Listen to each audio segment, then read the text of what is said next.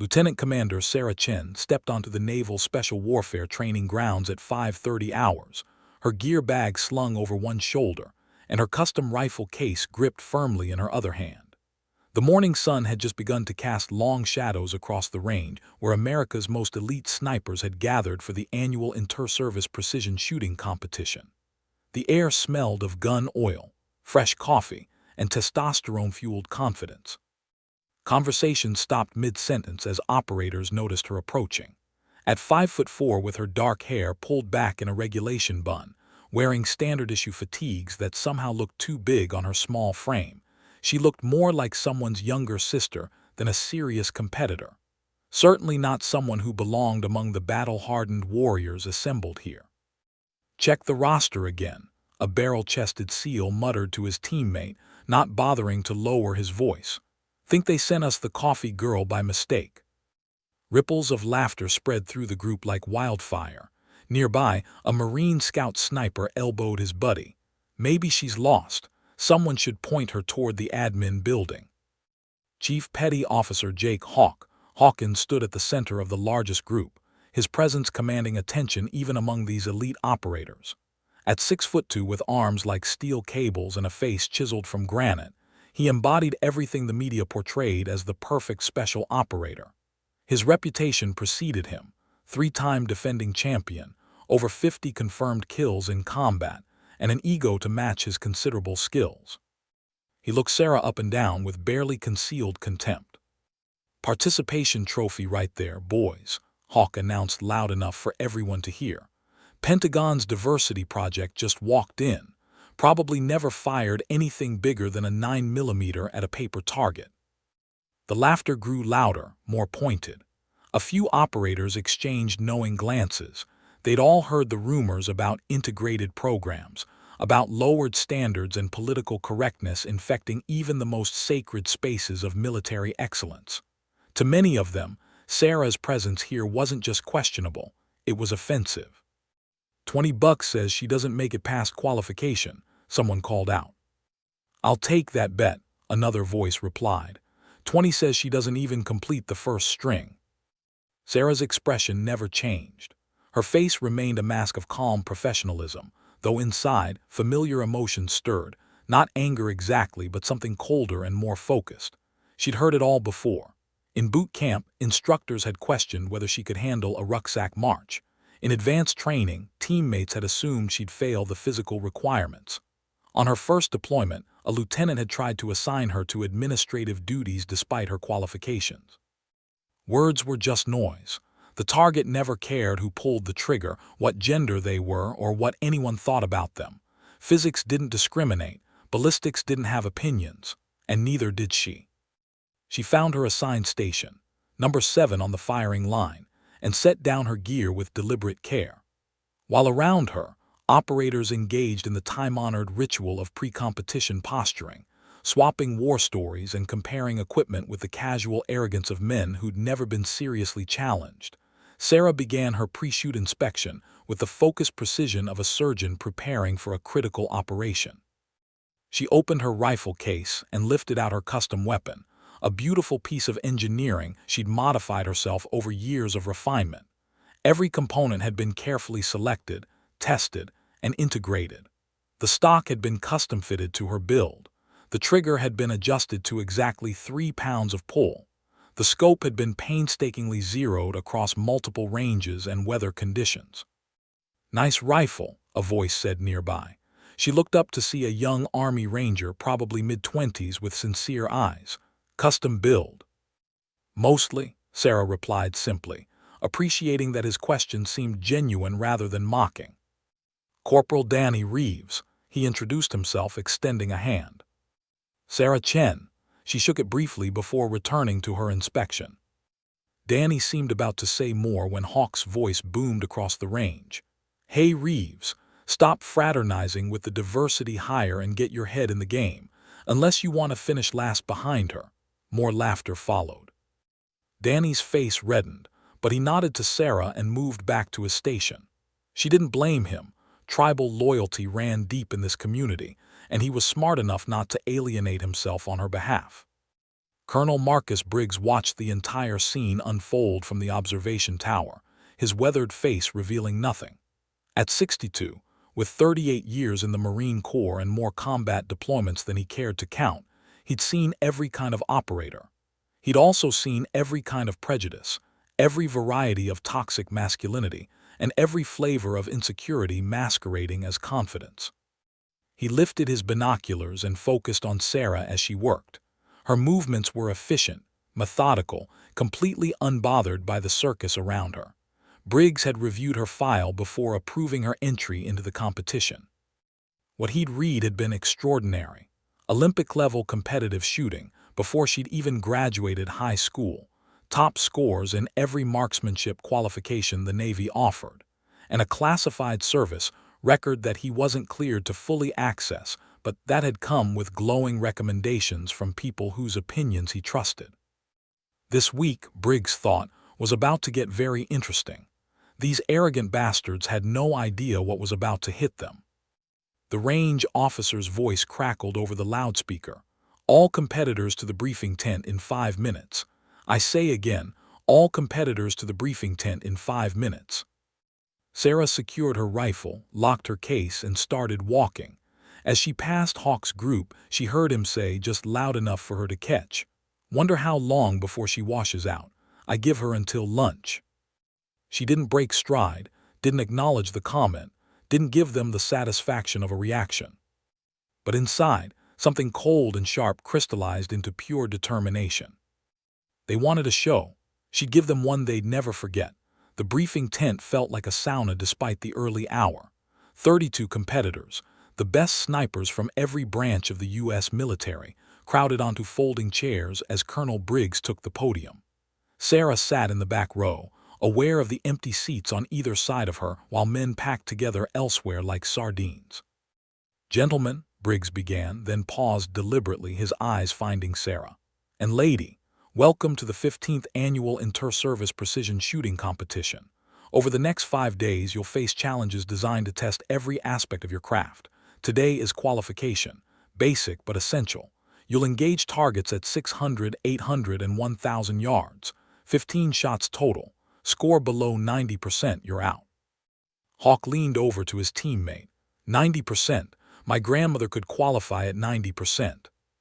Briggs continued, ignoring the murmur.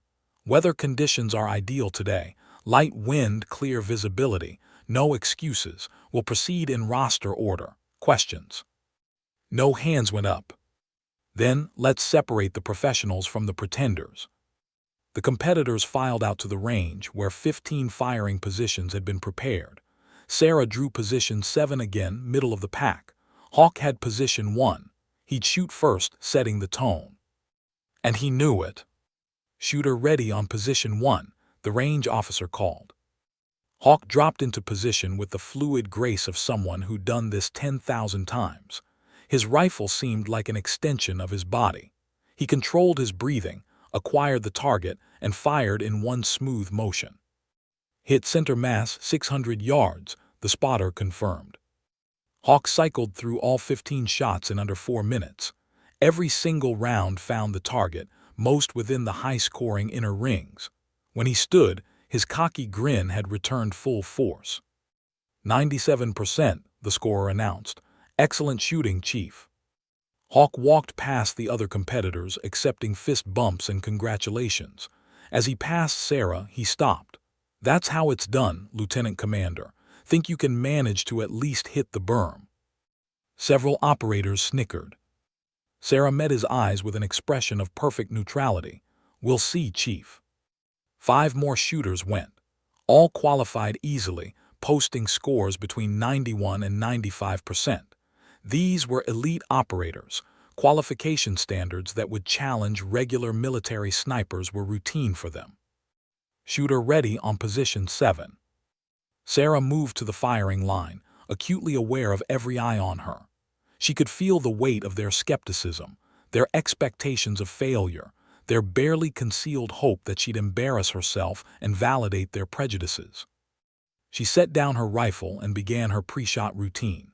First, she requested a spotter check, standard protocol that every instructor hammered into students, but that experienced shooters often skipped out of overconfidence or machismo.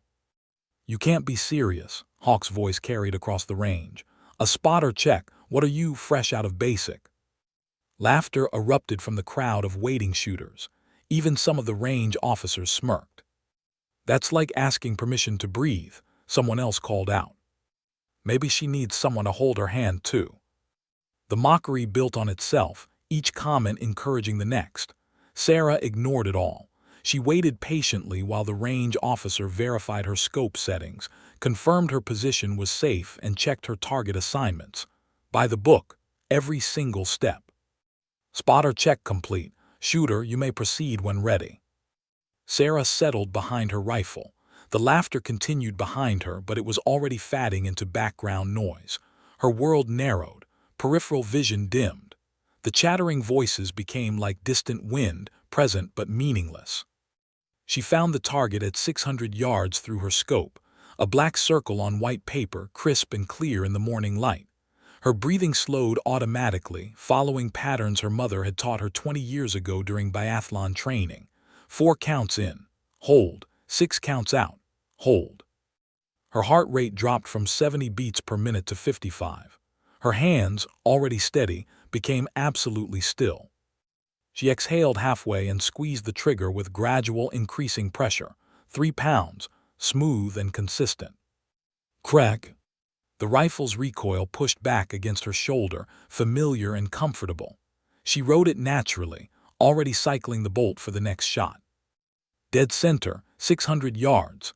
The spotter's voice crackled over the radio, professional but with an edge of surprise. Sarah didn't pause to celebrate or acknowledge the hit.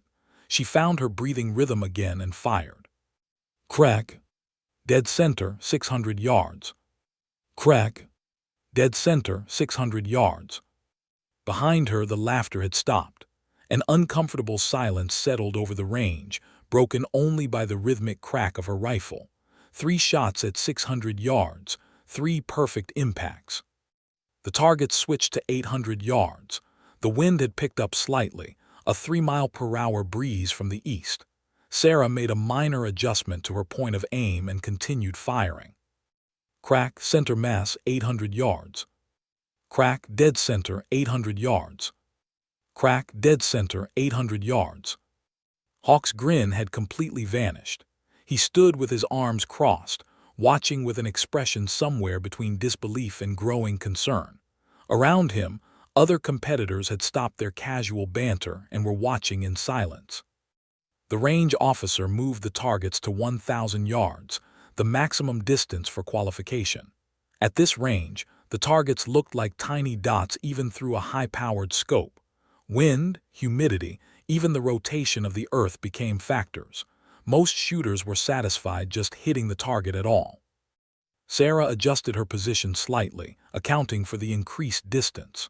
Her calculations were automatic now, mathematical equations her father had taught her manifesting as intuition. Wind speed, air pressure, temperature, humidity, all the variables clicked together in her mind like puzzle pieces. Crack! The bullet's flight time was noticeable at this distance, nearly 2 full seconds from firing to impact. Through his spotting scope, the range officer watched the round's path. Dead center, 1,000 yards. Crack! Dead center, 1,000 yards. Crack! Dead center, 1,000 yards. The silence was absolute now. Even the wind seemed to have stopped.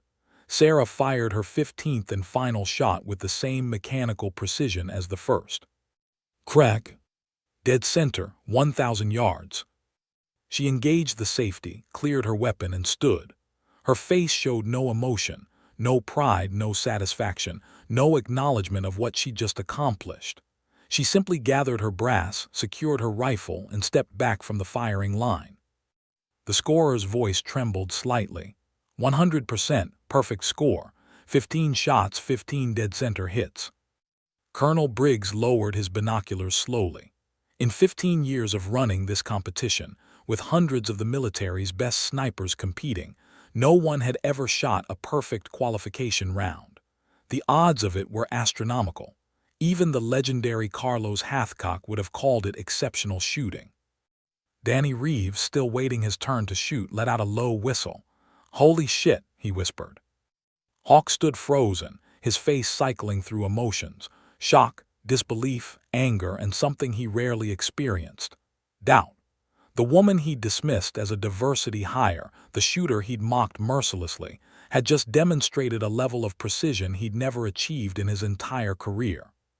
Sarah walked past him without a word, without even a glance. She didn't need to gloat. The scoreboard said everything. As she reached the equipment area, she heard Hawk's voice behind her, quieter now, speaking to his teammate. That shouldn't be possible." Sarah allowed herself the smallest smile, where no one could see it. The competition had officially begun.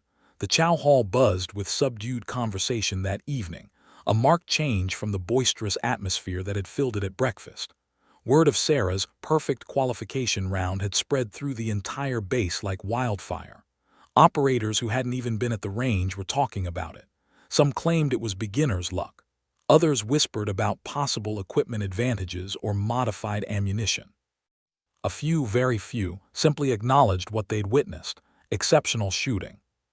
Sarah sat alone at a corner table, a tray of barely touched food in front of her. She changed out of her range clothes into a simple gray navy t-shirt and tactical pants. Her hair, freed from its regulation bun, hung past her shoulders. She looked younger this way, more approachable, but the isolation bubble around her remained intact. 3 tables over, groups of competitors laughed and exchanged stories. No one approached her section of the hall. She didn't mind. Solitude had always been her refuge, even as a child. She pulled out a small notebook and began reviewing the day's data: wind conditions, temperature changes throughout the shoot, her heart rate at each firing position. Every variable mattered. Every data point could mean the difference between a perfect shot and a near miss. "Ma'am." Sarah looked up to see Corporal Danny Reeves standing a respectful distance away, holding his own dinner tray. The young Army Ranger's face showed genuine curiosity mixed with nervousness, like a student approaching a professor after class. "May I?" He gestured to the empty seat across from her. Sarah considered him for a moment. His question at the range had been sincere, not mocking. His eyes held respect, not resentment. She nodded. Danny sat down carefully, as if joining her was somehow breaking an unspoken rule, which, in a way, it was. The tribal dynamics here were complex. Sitting with the outsider could mark him as an outsider too. "That shooting today," Danny began, shaking his head. "I've been in the Rangers for 6 years. I've trained with some of the best snipers in the Army. I've never seen anything like that. Where did you learn to shoot like that?" Sarah closed her notebook. "Montana, small town called Whitefish up in the Rockies. Started when I was 6 years old." 6, Danny's eyebrows shot up. "That's young." "My mother was an Olympic biathlon coach, cross-country skiing and rifle shooting. She believed in starting early." Sarah's expression softened slightly at the memory. "I could barely hold the rifle at first. She had to help me support the weight, but she was patient. Every morning before school we'd go to the range. Weekends we'd spend hours in the mountains." "What about your father?" "Mathematics professor at Montana State University. He taught me the science behind shooting, ballistics, environmental factors, probability theory." A slight smile crossed her face. "Most kids got bedtime stories. I got lectures about the Coriolis effect and how the Earth's rotation impacts long-range trajectories." Danny laughed, some of his nervousness fading. "That sounds like a unique childhood." "It was isolated," Sarah admitted. "Other kids thought I was weird. While they were at dance recitals and soccer practice, I was calculating wind drift and memorizing ballistic coefficients.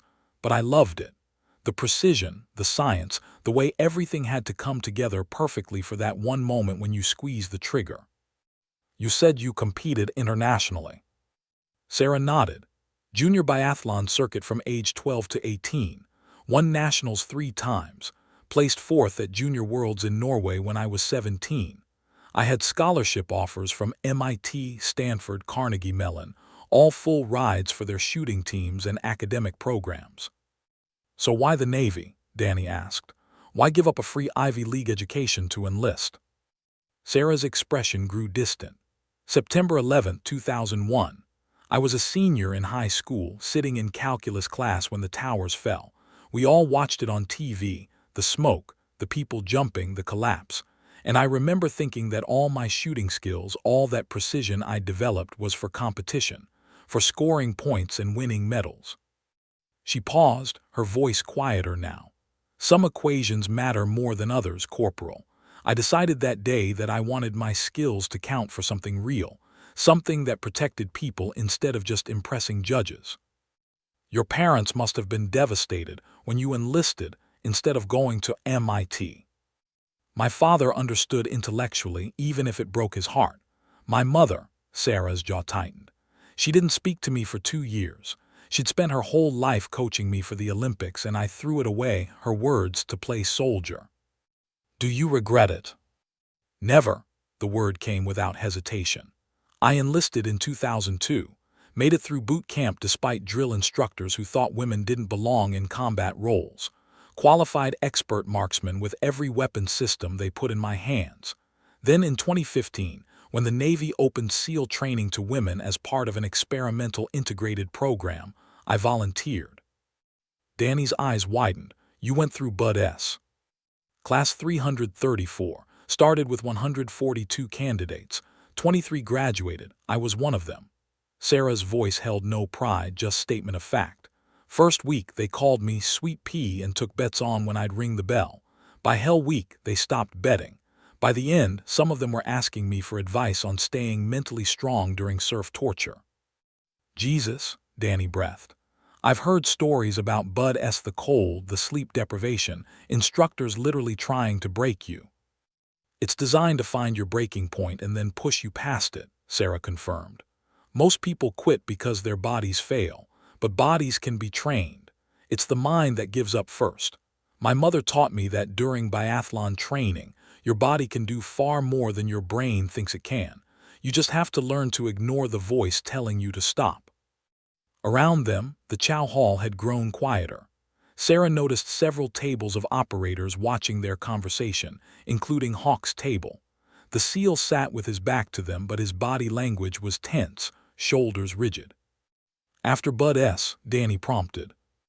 Advanced training, close quarters combat, high-altitude operations, maritime insertions, then deployments. Sarah's expression closed off slightly. I can't discuss most of what I've done for the past 5 years, classified, but I've been downrange, Corporal. I've made shots that mattered in conditions that make today's qualification look like a kindergarten exercise. How many? Danny started, then stopped himself. Sorry, that's not appropriate to ask. It's okay, I don't keep count. Sarah's voice was quiet. Every shot I've taken in combat was necessary. Every target was a threat. I don't celebrate them and I don't lose sleep over them. They were math problems that needed solving. Danny studied her face. That's a very clinical way to look at it. It's the only way I can look at it and still function. Sarah met his eyes directly. I'm not a warrior poet, Corporal. I don't romanticize what we do. I'm a tool, a very precise, very specialized tool. Point me at a problem that requires a bullet traveling at 2,800 feet per second to solve, and I'll solve it. Everything else is just noise. A figure appeared at their table. Both Sarah and Danny looked up to see a tall Marine Scout sniper, Gunnery Sergeant Rodriguez, holding his coffee cup. Chen, he said simply, that qualification round, been shooting for 22 years, never seen anything like it, just wanted to say respect. He nodded once and walked away. It was a small gesture, but it meant something. Danny saw Sarah's shoulders relax infinitesimally. Not everyone here is like Hawk, Danny said. I know, but Hawk's the 3-time champion, Hawk's the alpha, and I just challenged his dominance in front of everyone. Sarah gathered her notebook and tray. This competition just became personal for him. Tomorrow's going to be interesting. As she stood to leave, Danny called after her. Hey, ma'am, for what it's worth, I'm glad you're here. You're raising everyone's game. Sarah paused, then nodded. Get some rest, Corporal. Tomorrow's wind shooting. It's going to separate the good from the lucky. She walked away, leaving Danny to contemplate what he'd learned. Across the hall, Hawk finally turned to watch her go, his expression unreadable. The battle lines had been drawn, and tomorrow the real competition would begin. Day 2 arrived with weather that made the range officers smile and the competitors grimace. Dark clouds rolled across the sky like invading armies, and wind gusts exceeded 25 miles per hour, turning the flags into horizontal streamers. Rain came in sporadic bursts, cold and stinging. This was the kind of weather that separated textbook shooters from true operators who made shots in Afghanistan's mountains or Iraq's desert storms. Today's challenge, Colonel Briggs announced over the range's PA system, his voice crackling with static, is adaptive shooting under adverse conditions. You'll engage targets at varying distances with wind speeds and directions that will change throughout your shoot.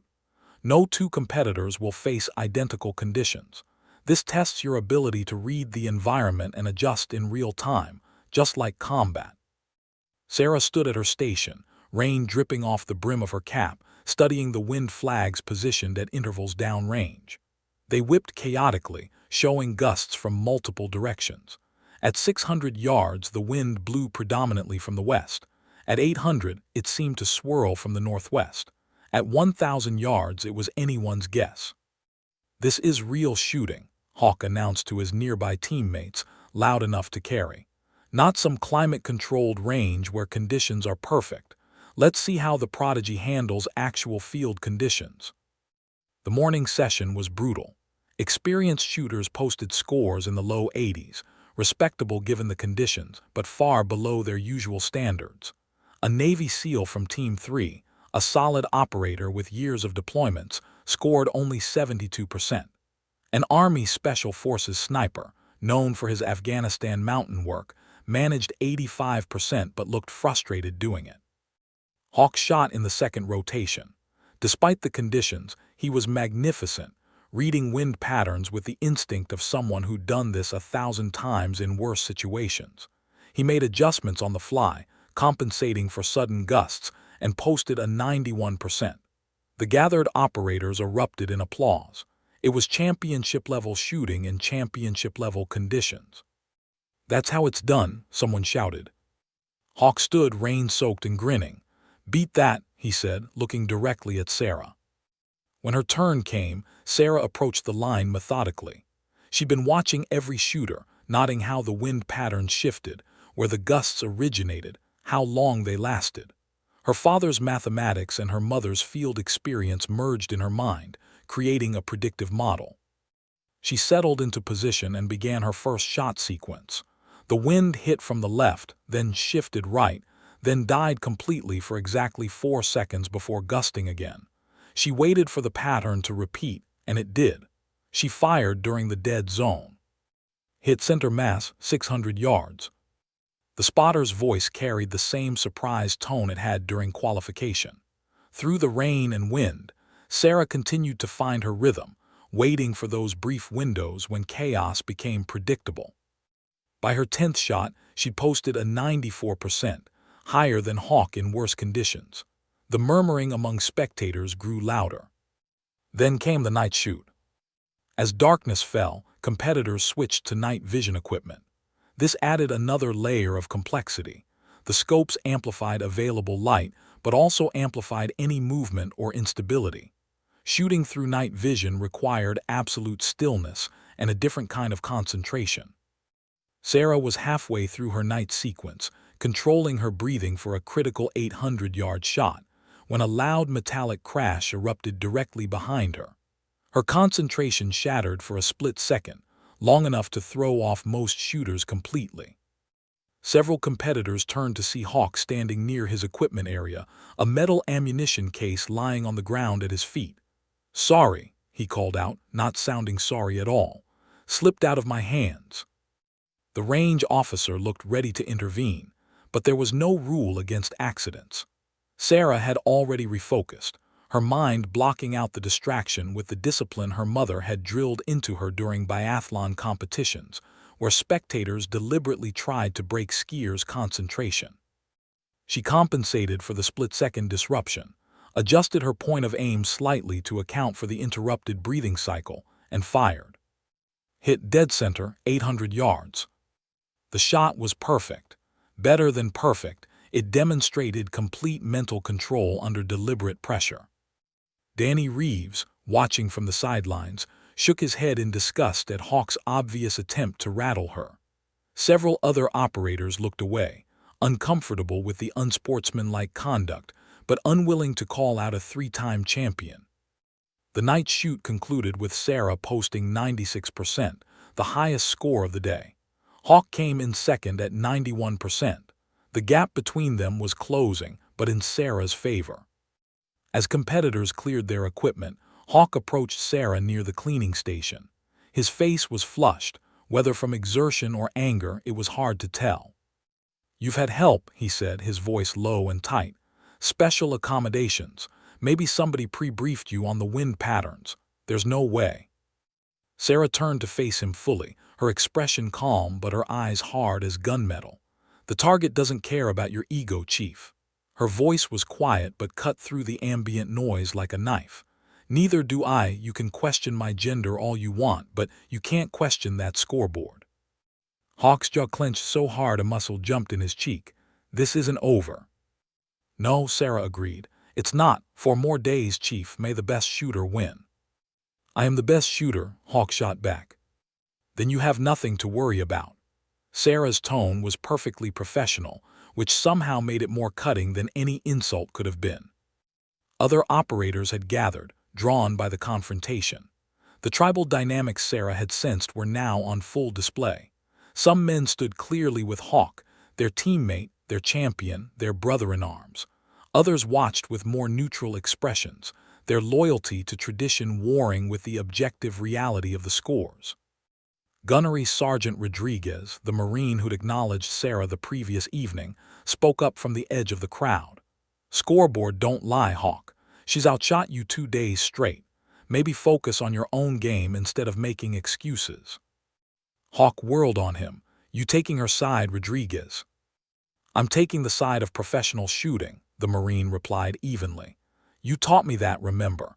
3 years ago when I was making excuses for missing that 700-yard shot in Helmand, you told me, the bullet doesn't care about your feelings. Either you made the shot or you didn't. Well, Chief, she's making the shots." The silence that followed was heavy with tension. Hawk looked around at the faces watching him, seeing his own words reflected back. His expression cycled through anger, frustration, and something deeper, the first real seed of doubt in his own supremacy. "We'll see how she handles tomorrow," he finally said. "Moving targets, dynamic scenarios, that's operator work, not competition shooting." He stalked off into the darkness, his team trailing behind him. The crowd dispersed slowly, conversations resuming in hushed tones. Danny approached Sarah as she packed her night vision equipment. "You okay?" "I'm fine," Sarah replied, though her hands worked faster than usual, betraying some tension. "He's rattled. That makes him dangerous." "Dangerous how?" Sarah paused, considering her words carefully. When someone's identity is built on being the best, and that identity gets challenged, they either rise to meet the challenge or they tear down the challenger. Hawk doesn't seem like the type to rise gracefully. "You think he'll try something?" "I think tomorrow will be interesting."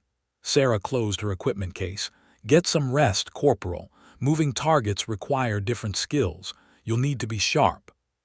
As she walked toward the barracks, Colonel Briggs watched from the observation tower, his phone pressed to his ear. "Yes, sir, I'm aware of the dynamics," he said to whoever was on the other end. "No, sir, I don't believe intervention is necessary yet. This is exactly what this competition is supposed to test, not just shooting skills but character under pressure. We'll see who these men really are when their assumptions get challenged." "Yes, sir. I'll keep you informed." He hung up and looked out at the dark range, rain still falling steadily. This competition had become something larger than anyone had anticipated.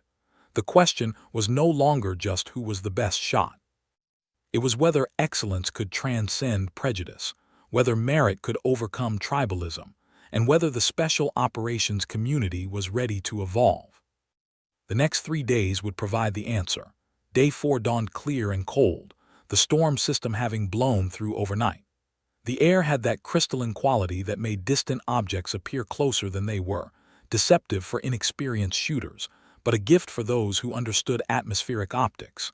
Sarah arrived at the range before sunrise, wanting time alone to prepare mentally for what she knew would be the competition's crucible. Colonel Briggs had announced yesterday that Day 4 would feature the legendary Impossible Shot, a single attempt at 1,500 yards in variable wind conditions. One bullet, one chance. No do-overs, no second attempts. It was the kind of shot that separated competent snipers from legendary ones, the kind of shot that got whispered about in operator bars for years afterward. 1,500 yards, nearly 9/10 of a mile. At that distance, the bullet would drop over 400 inches and spend almost 3 full seconds in flight. The Coriolis effect, the Earth's rotation, would deflect the round several inches. Temperature, humidity, altitude, and a dozen other variables all became critical factors.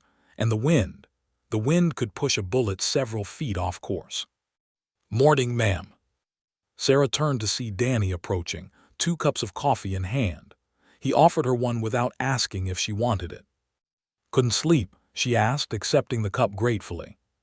"Kept thinking about today's shoot," Danny admitted. 1,500 yards, one shot. I've never attempted anything beyond 1,200 in training. This is," he trailed off, shaking his head. "Terrifying," Sarah supplied. "I was going to say humbling." Danny sipped his coffee. "Yesterday, Hawk pulled me aside, told me I was making a mistake associating with you, said when you washed out, his words, I'd be remembered as the guy who backed the wrong horse." "And what did you say?" "Told him the only horse I'm backing is good shooting, and that the scoreboard doesn't lie." Danny smiled slightly. He didn't like that much. Sarah studied the young ranger. "You're risking your reputation in this community for someone you barely know." "Maybe," Danny acknowledged. "But my dad taught me something before he died. He was a cop, shot and killed during a traffic stop when I was 16. He always said that character is what you do when it costs you something. Standing with you when you're winning is easy. Standing with you when guys like Hawk are pressuring me, that means something." Before Sarah could respond, other competitors began arriving. The atmosphere was different this morning, tense, anticipatory. Everyone knew today would likely determine the championship. Sarah and Hawk were separated by only 3 percentage points after 3 days. Whoever performed better at 1,500 yards would likely take an insurmountable lead. The briefing was short. Colonel Briggs explained the rules. Random draw for shooting order, 1 shot per competitor, scored on proximity to center mass. Wind conditions would be monitored but not announced. Each shooter had to read the environment themselves. "This is the shot that defines careers," Briggs told them, his gravelly voice carrying across the assembled operators. "Some of you will make it, most won't. All of you will learn something about yourselves today." The draw placed Hawk third in the order. Sarah would shoot 27th, near the end. She'd have to watch nearly the entire field shoot before her turn came, the pressure building with each attempt. The first shooter, an Air Force pararescue sniper, missed the target entirely. His bullet impacted the berm 6 feet left. The wind had pushed him off course. He walked back shaking his head, embarrassed but philosophical. The second shooter, a Marine, hit the target but far outside the scoring rings. Still a respectable shot at that distance. Then came Hawk. He approached the firing line like a gladiator entering the arena, carrying himself with absolute confidence. His team called out encouragement. "Show them how it's done, Hawk. Championship shot right here." Hawk settled into position, his body language utterly composed. Sarah watched him work, recognizing the signs of someone operating at peak performance. He studied the wind flags for a full 2 minutes, watching patterns, calculating vectors. His breathing slowed to almost nothing. The range went silent. Crack! The sound of his shot echoed across the range, followed by an eternity of waiting as the bullet flew downrange. Through the high-powered spotting scope, the range officer tracked its path. "Hit," he called out, "scoring ring, just outside center mass. Excellent shot." The crowd erupted. Hawk's team mobbed him, slapping his back, shouting congratulations. It was an exceptional shot, maybe the best of his career. He'd landed just outside the kill zone, perhaps 4 inches from dead center. At 1,500 yards in variable wind, it was championship-caliber shooting. Hawk stood and looked directly at Sarah, his expression challenging. The message was clear: beat that. The next 23 shooters attempted the shot. Most missed the target entirely. A few hit the outer rings. Only 2 others, Rodriguez and an Army Delta operator, came close to Hawk's performance, and neither matched it. The pressure built like a rising tide as Sarah's turn approached. By the time her number was called, the tension on the range was palpable. Every competitor had finished except her. Hawk stood at the front of the gathered crowd, arms crossed, supremely confident. He'd posted the best shot of the day. Unless Sarah did something extraordinary, he'd won this round decisively. Shooter 27, position ready, the range officer called. Sarah walked to the firing line, her rifle case in hand.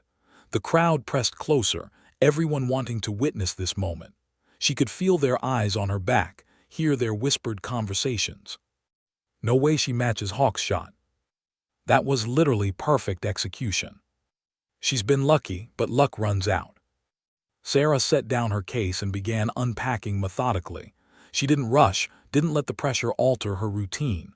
Equipment check, scope verification, ammunition inspection, every step performed with surgical precision. She loaded a single round, a 190-grain Sierra Match King, precisely weighed and measured. At 1,500 yards, even a fraction of a grain variance in bullet weight could mean several inches of deviation. The wind flags showed chaos. At 300 yards, they indicated wind from the west at maybe 8 miles per hour. At 600 yards, northwest at 12. At 900 yards, the pattern shifted again. At 1,200 yards and beyond, the flags whipped in conflicting directions, showing turbulence and unpredictability. Sarah settled into position. The target looked impossibly small through her scope, even at maximum magnification. She studied the wind flags, looking for patterns within the chaos. Seconds ticked into minutes. "Sometime today, Lieutenant Commander," Hawk called out, unable to resist. "Or are you waiting for the wind to stop completely? Because that's not happening." Nervous laughter rippled through the crowd. Sarah's finger rested outside the trigger guard. She didn't acknowledge the comment, didn't break her concentration. Her mind worked through calculations her father would have recognized. Differential equations solving for ballistic trajectory in 3-dimensional space with multiple variable wind vectors. But it was more than mathematics. It was feel, instinct, the kind of knowledge that came from 10,000 hours behind a rifle. She was reading micro-patterns in the wind flags, seeing the rhythm beneath the chaos. 5 minutes passed, then 6. The crowd grew restless. "Is she frozen?" someone whispered. "Maybe she's realized she can't make it." Then Sarah saw it, a pattern repeating every 43 seconds. The wind would gust hard from the west, then die for approximately 4 seconds, then shift northwest briefly before the cycle repeated. If she timed it perfectly, there would be a window, small, fleeting, but there. She waited for the next cycle. The western gust came right on schedule, died, the 4-second window opened. Sarah exhaled halfway, her heart rate dropping to 48 beats per minute. The rifle became an extension of her body. The target, the bullet, and her intention aligned into a single point of focus. She squeezed the trigger with smooth, increasing pressure. Crack! The recoil pushed back against her shoulder. The bullet left the barrel at 2,750 feet per second, beginning its long arc through the atmosphere. Sarah remained in position, watching through her scope, though at this distance she couldn't actually track the bullet's flight. The range went absolutely silent. 3 seconds felt like 3 hours. Through his spotting scope, the range officer watched the bullet's path. It climbed, arced, began its descent. The wind caught it, pushed it right, then left. It dropped toward the target, seeming to drift in slow motion. "Hit," the range officer's voice cracked with excitement. "Dead center, perfect impact at 1,500 yards." For a moment nobody moved, nobody spoke. The impossible had just become real. Then the range exploded with sound, cheers, shouts, disbelief. Even hardened operators who'd seen combat in a dozen countries couldn't suppress their reactions. Rodriguez let out a rebel yell. Danny threw his cap in the air. Other competitors rushed forward to see the target verification. Sarah stood and saved her rifle, her expression unchanged. To her, it was simply the shot she'd calculated, executed properly. Hawk's face had gone pale, then red, cycling through emotions too fast to track. His mouth opened, then closed. For perhaps the first time in his career, Jake "Hawk" Hawkins was completely speechless. Colonel Briggs lowered his binoculars slowly, a broad smile crossing his weathered face. "Ladies and gentlemen," he announced over the PA system, "you just witnessed history." Sarah returned to the barracks that evening riding a wave of quiet satisfaction. Her 1,500-yard shot had put her 6 points ahead of Hawk in the overall standings with only 1 day remaining. The championship was within reach, not guaranteed, but possible. Probable even if she maintained her performance. The barracks were mostly empty, competitors still at the chow hall celebrating or commiserating depending on their day's results. Sarah preferred the solitude.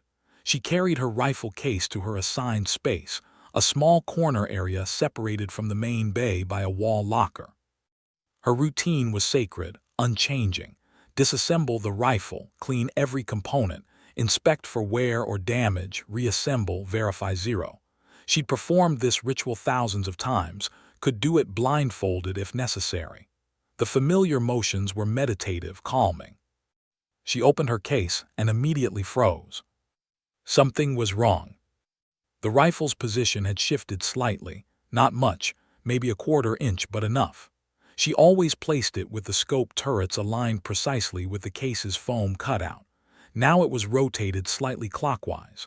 Her cleaning kit, normally positioned on the right side, had been moved to the left. Someone had opened her case. Sarah's pulse quickened, but her hands remained steady as she lifted the rifle out. She began her inspection with heightened attention, looking for anything out of place. The stock felt normal.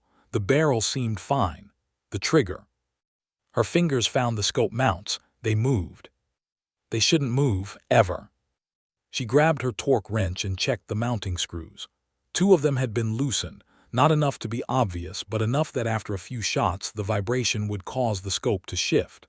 At close range, it might not matter. At competition distances, it would be catastrophic. Her shots would impact increasingly off-target as the scope shifted, and she'd have no idea why. Sarah's jaw tightened. She continued the inspection with clinical precision. The barrel cleaning rod bent. Subtly, almost imperceptibly, but bent nonetheless. Using it could damage the barrel's rifling, destroying her accuracy permanently. This wasn't accident. This wasn't negligence. This was deliberate sabotage. "Sarah." She spun to find Danny standing in the doorway, his expression concerned. "You weren't at dinner, I brought you." He stopped, seeing her face. "What's wrong?" "Someone tampered with my rifle." She showed him the loosened scope mounts, the bent cleaning rod. "This is sophisticated. Whoever did this knows weapons well enough to cause damage that wouldn't be immediately obvious." Danny's face darkened with anger. "Son of a bitch, we need to report this to Colonel Briggs immediately." "Agreed." 20 minutes later, they sat in Briggs's temporary office, a converted storage room in the base operations building. The colonel examined Sarah's rifle with the practiced eye of someone who'd been around weapons for 4 decades. His expression grew grimmer with each discovery. "This is professional-grade sabotage," he confirmed. "Designed to look like equipment failure rather than tampering. If you'd shot tomorrow without catching this," he shook his head. "Your first few shots might have been okay, but by mid-competition, your scope would have shifted enough to throw you completely off. You'd have looked incompetent and no one would know why." "Can we determine who did it?" Sarah asked. Briggs pulled out his phone and made a call. "Security, this is Colonel Briggs. I need to review surveillance footage from Barrack C, starting at 1400 today. Yes, I'll wait." While they waited, Danny paced the small office like a caged animal. "This is bullshit. Whoever did this should be disqualified, court-martialed even. This isn't just cheating, it's destruction of government property. Easy, Corporal, Briggs cautioned. We need evidence, not assumptions. The security officer arrived 15 minutes later with a laptop. Sir, we have a problem. The camera covering that barracks section went offline at 14:30 hours. Technical malfunction, according to the logs, came back online at 15:20. How convenient, Briggs said dryly. And during that 50-minute window. No footage, sir, but the security officer pulled up another view. This camera covers the main entrance. I've got personnel entering and exiting during that time frame. They watched the footage together. Several competitors came and went.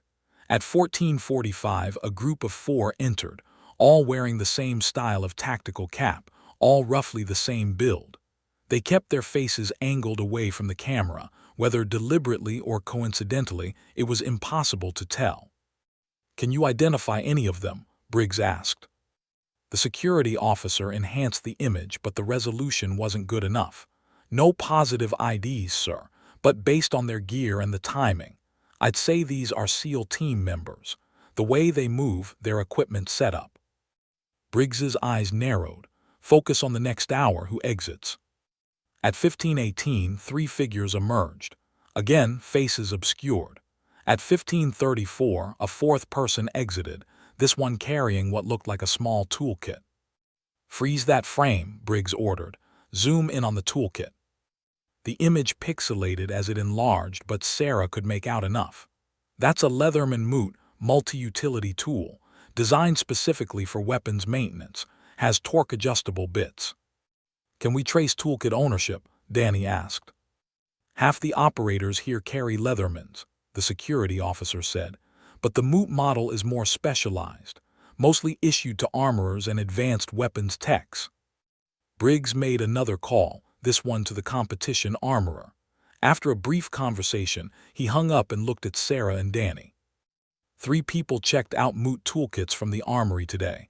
2 Army Rangers, both can account for their time and witnesses confirm they were at the range. The 3rd. He paused significantly.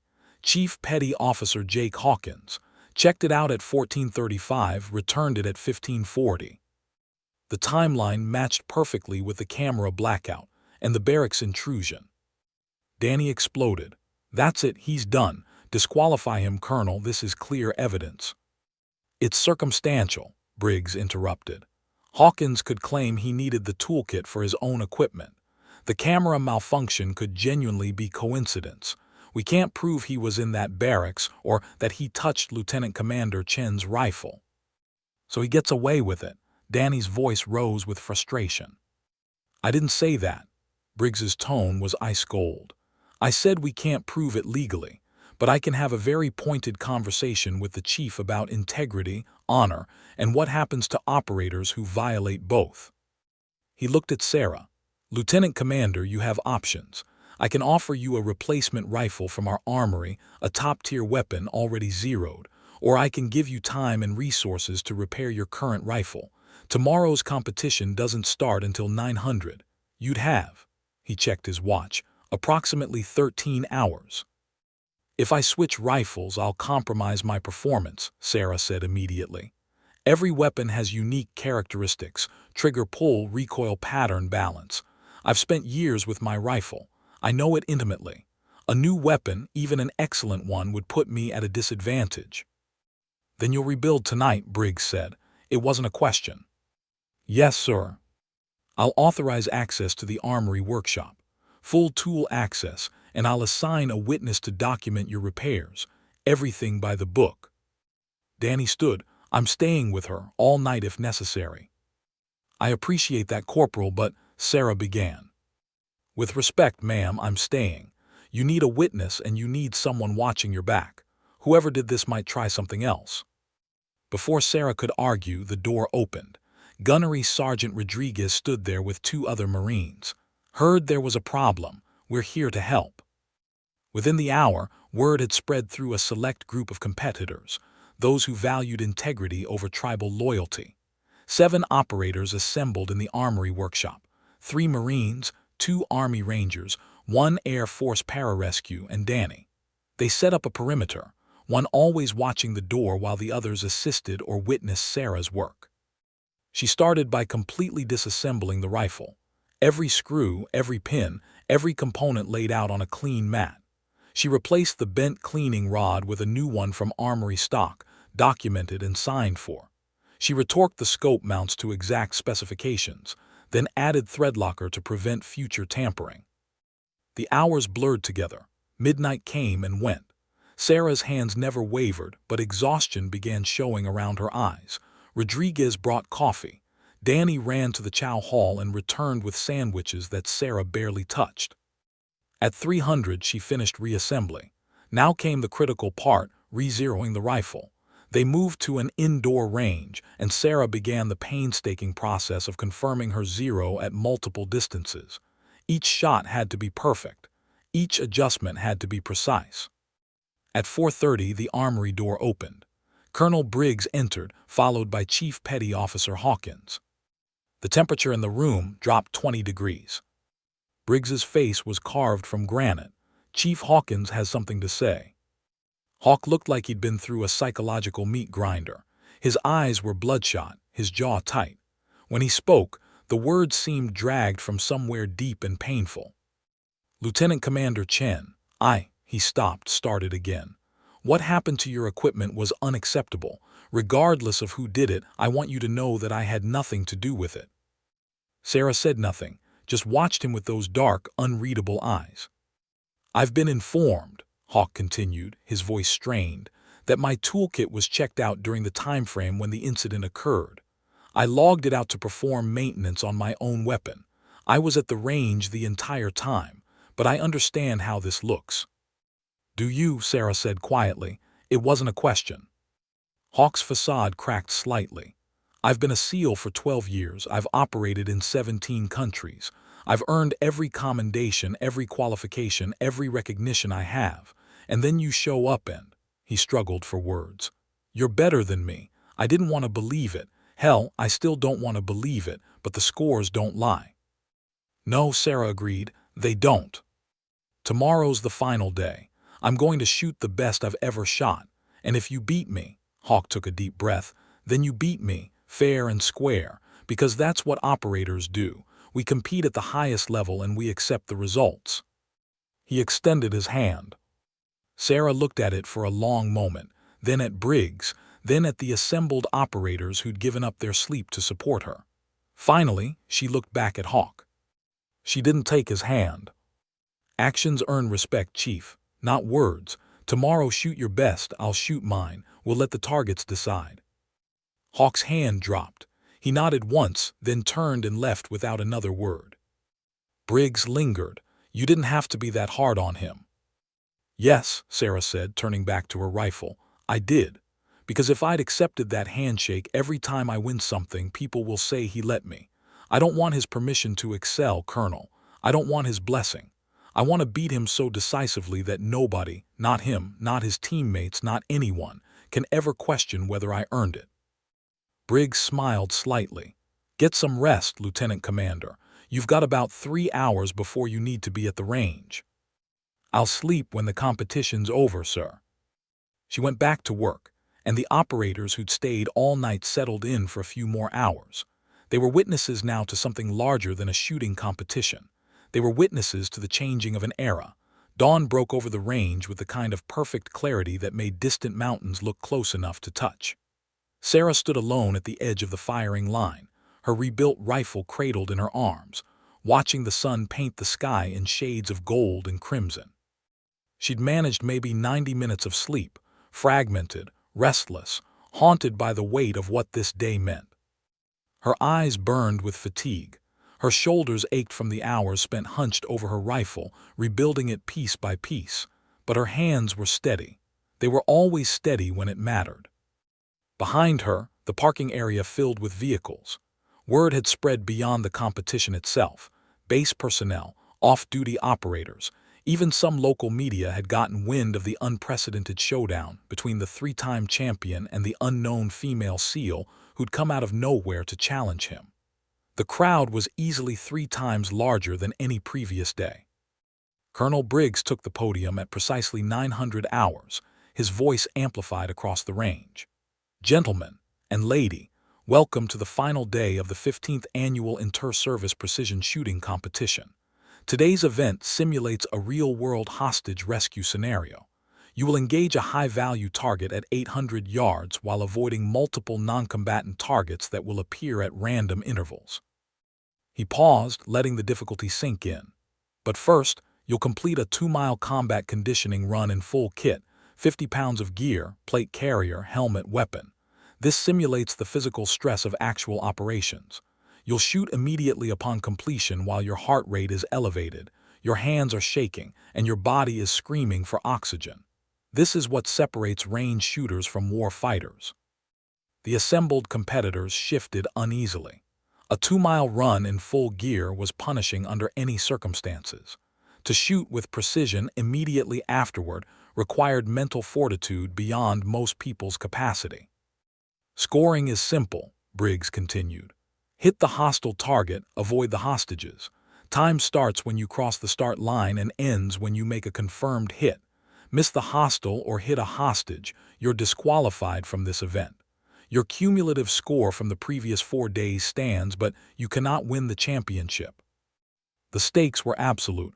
Everything came down to this. Chief Hawkins will shoot first as the current leader. Lieutenant Commander Chen will shoot last as the challenger. Questions? Silence. Then let's begin. Hawk approached the start line, his team surrounding him with final words of encouragement. He looked focused, determined, but Sarah could see the tension in his shoulders. He knew what was at stake, not just the championship, but his identity as the best. His entire self-concept rested on this moment. The starting horn blared. Hawk exploded from the line, his powerful legs eating up ground. The 2-mile course wound through the base's training area, flat sections, hills, obstacles that had to be navigated. Sarah watched on the large display screen as cameras tracked his progress. His form was textbook perfect, his pace brutal but sustainable. 14 minutes, 32 seconds later, Hawk crossed the finish line. His chest heaved, sweat poured down his face, but he immediately transitioned to his weapon. No pause, no recovery time. He dropped into firing position, his rifle coming up even as his body screamed for rest. Through the spotting scope, observers could see his hands trembling.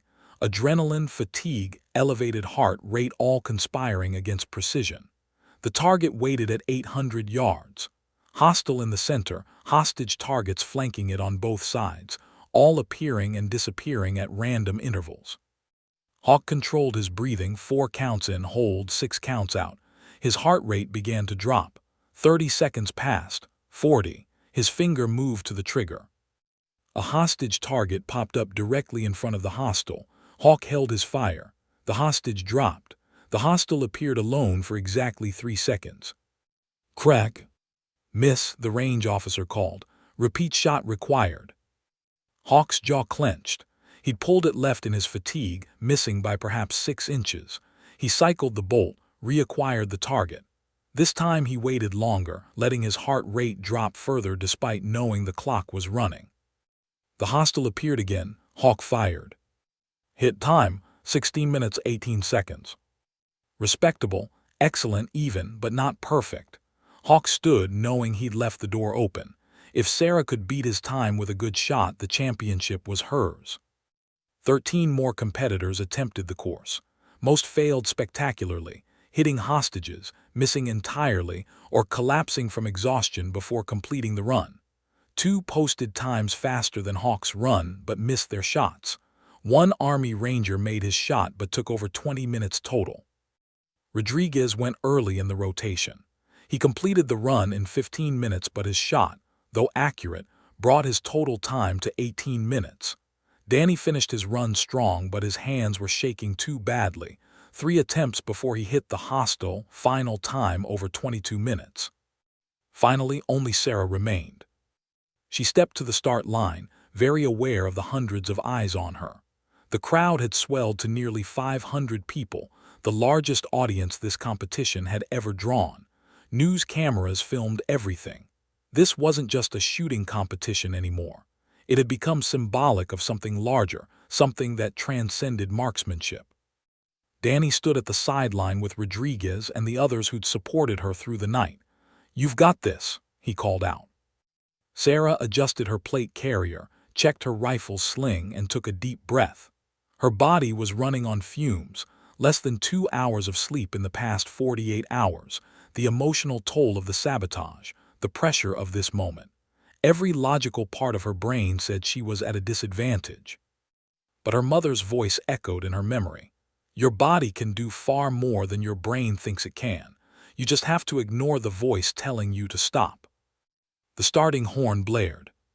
Sarah launched forward, her shorter legs requiring more steps but moving with efficient, practiced rhythm. She'd run marathons, completed ultra-endurance events, survived Hell Week. 2 miles was painful but manageable. She focused on her breathing, on maintaining form, on conserving just enough energy for what came after.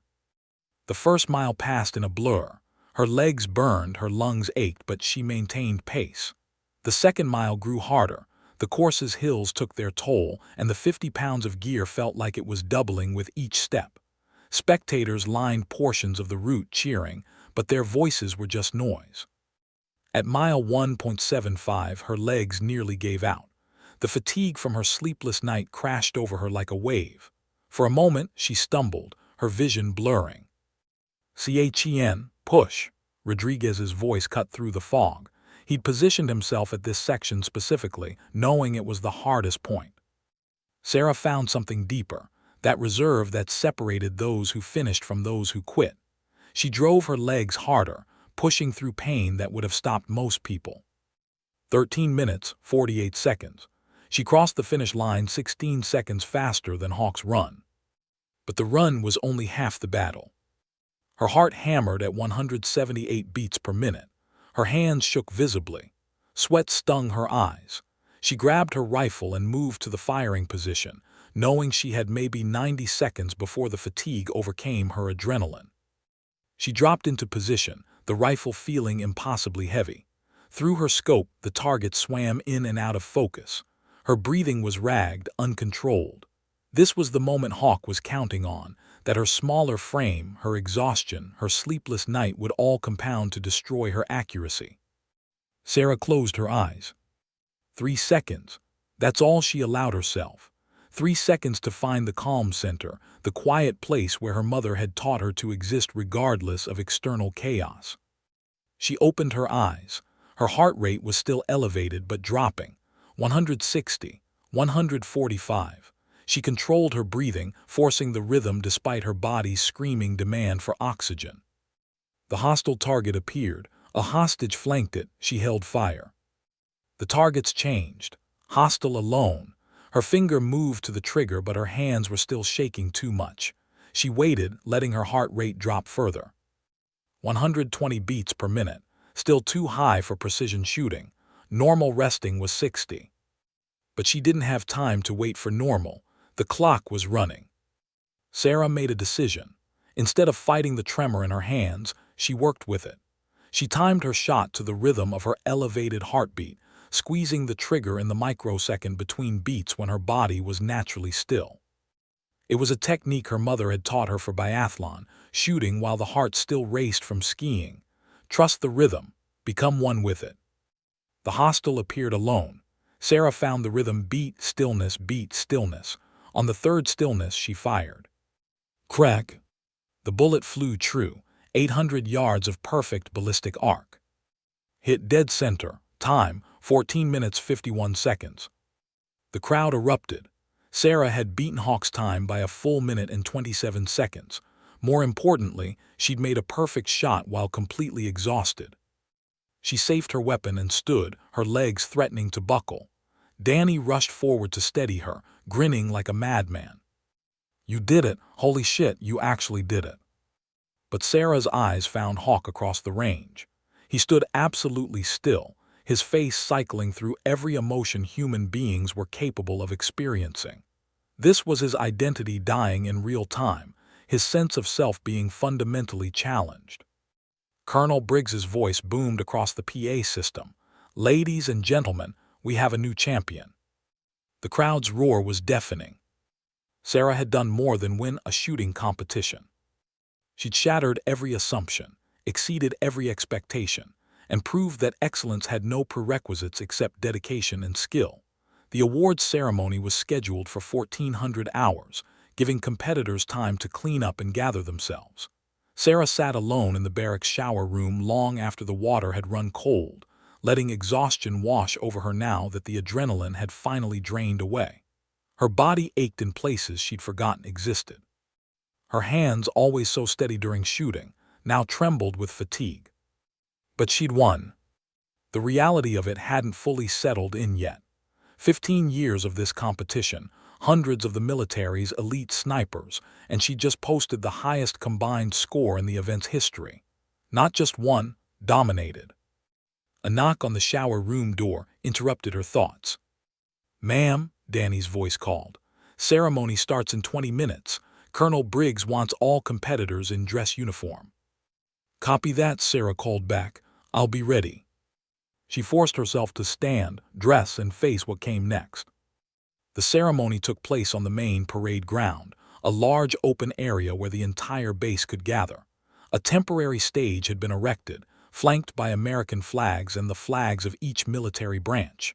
Bleachers held easily 1,000 spectators. Word had spread far beyond the competition itself. Local news crews filmed everything. This had become an event.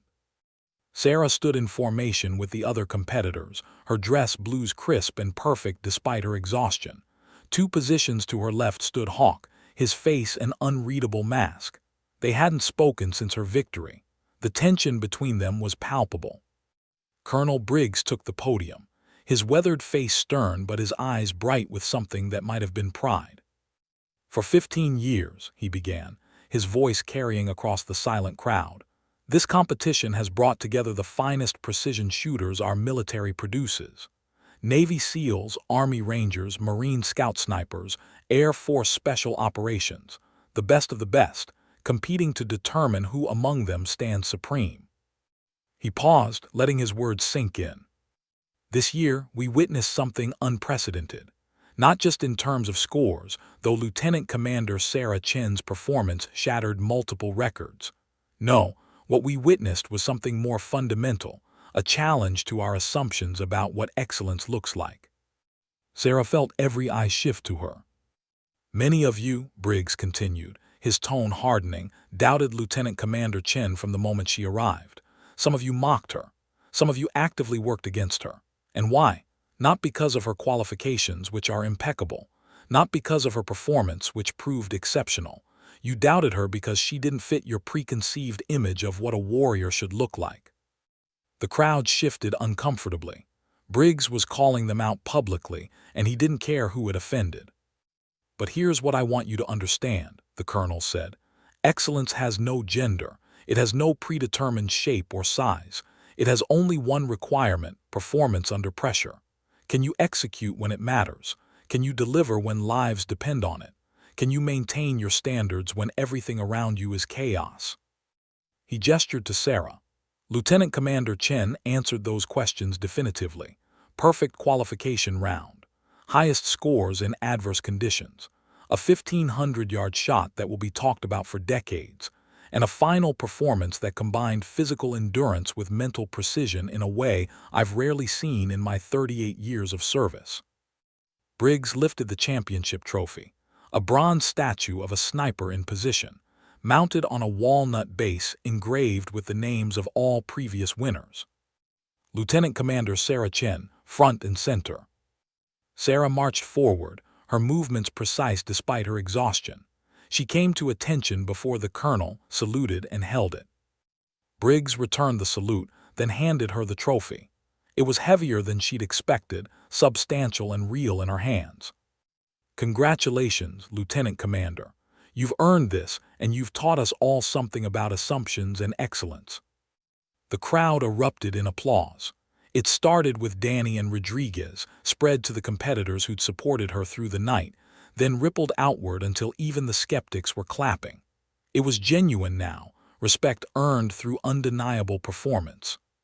Sarah accepted the trophy, fighting to keep her emotions in check. She hadn't let herself feel anything during the competition, couldn't afford to. But now, holding this symbol of validation, everything threatened to overwhelm her. Then from the formation, movement.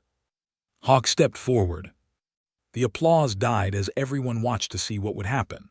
Hawk approached Sarah with slow, deliberate steps.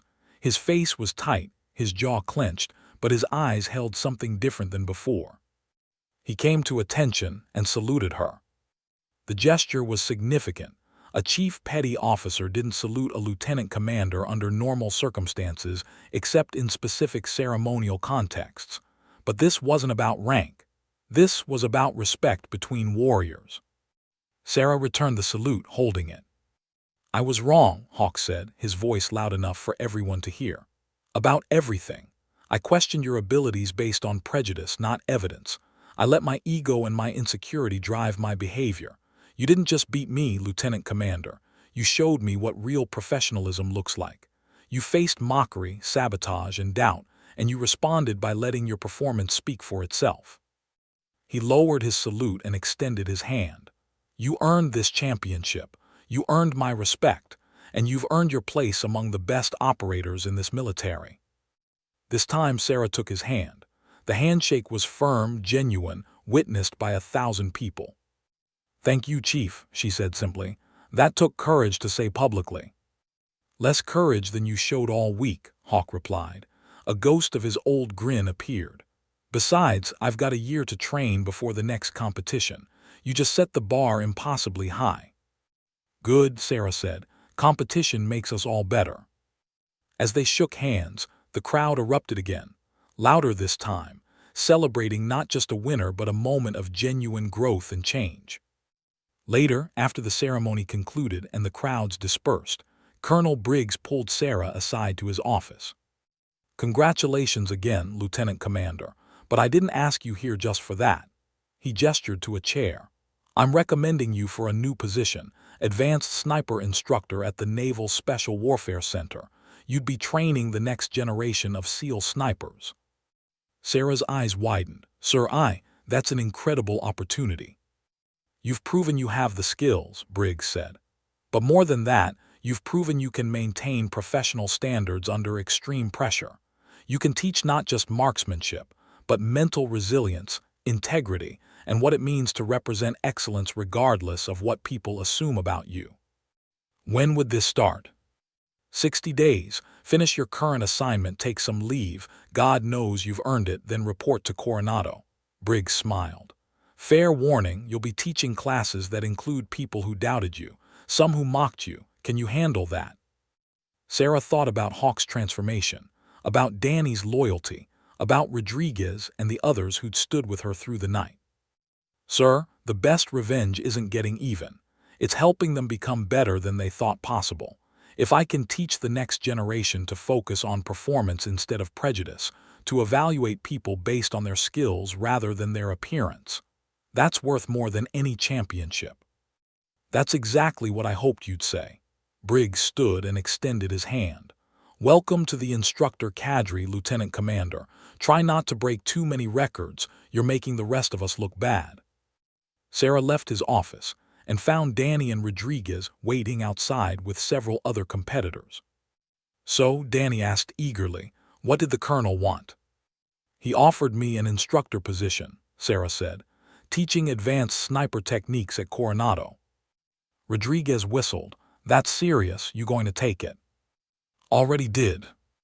"Good," the Marine said, "because I've got about 1,000 questions about how you read wind patterns, and I'm tired of guessing." What started as a simple question turned into an impromptu class right there in the hallway. Sarah found herself explaining techniques, sharing insights, demonstrating calculations. More operators joined, first 5, then 10, then 20. They sat on the floor, stood against walls, all listening intently as Sarah taught. Hawk arrived late, standing at the back of the group. When Sarah noticed him, she paused. "Chief, you have experience with extreme distance shooting in combat. Want to share some real-world applications?" It was an olive branch, an invitation to be part of something collaborative instead of competitive. Hawk stepped forward, and together they taught. the three-time champion and the new champion, sharing knowledge freely with the next generation. The final scene showed Sarah 3 weeks later, standing on a range at Coronado Naval Base. Before her stood a class of 32 SEAL candidates, men and women, diverse backgrounds, united by their desire to become the best. "Welcome to advanced sniper training," Sarah said, her voice carrying across the range. "Over the next 12 weeks, I'm going to teach you everything I know about precision shooting. Some of you are stronger than me, some are faster, some have more combat experience. None of that matters here." She gestured to the targets downrange. "The only thing that matters is this. Can you make the shot when it counts? Can you perform under pressure? Can you maintain your standards when your body is exhausted, your mind is screaming to quit, and everyone around you doubts you can succeed?" She paused, meeting their eyes. "Because that's what separates good shooters from great ones. Not your gender, not your background, not what anyone assumes about you, just your ability to execute when it matters most." A hand raised, a young female ensign, barely 23 years old, looking nervous but determined. "Ma'am, is it true you shot a perfect qualification round at the inter-service competition?" Sarah smiled. "It's true. Want to know how?" 32 heads nodded eagerly. "Then grab your rifles, let's get to work." As the class moved to the firing line, Sarah watched them with satisfaction. This was her victory, not the trophy sitting in her quarters, but this moment. These students who would learn that excellence had no prerequisites except dedication and skill. She'd silence doubt with undeniable performance. And now she'd teach others to do the same. The end.